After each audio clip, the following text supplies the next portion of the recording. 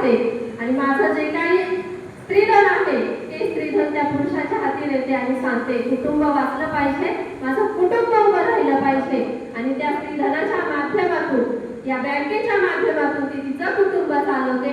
त्या प्रत्येक स्त्रीला मनापासून धन्यवाद देईन, मनापासून त्या स्त्रीचं कौतुक करेन, कारण ज्या वेळेस कुटुंब संकटात असतं त्यावेळेस त्या कुटुंबातली स्त्री पदराला कमरेला पदर खोचून त्या ठिकाणी उभी राहत असते। मनापासून सर्व स्त्रियांना खरं तर धन्यवाद देईन।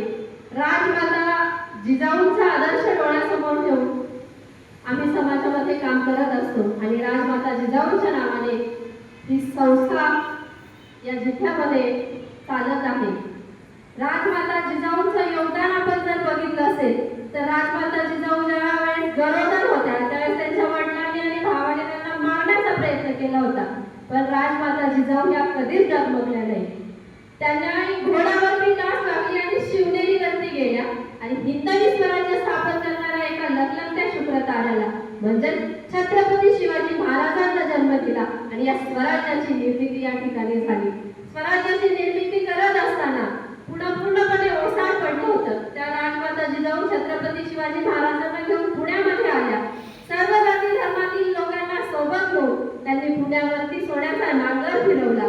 बी बियाण्याच्या माध्यमातून शेतकऱ्यांना त्यांनी त्या ठिकाणी बियाणं दिलं आणि त्या बियाण्याच्या माध्यमातून माझा शेतकरी वाचला पाहिजे, जगला पाहिजे आणि शेतसाऱ्याच्या माध्यमातून त्यांनी त्या ठिकाणी स्वराज्याची निर्मिती केली आणि आज आपल्याला आपला हा एवढा मोठा भारत देश या ठिकाणी बघायला मिळतोय।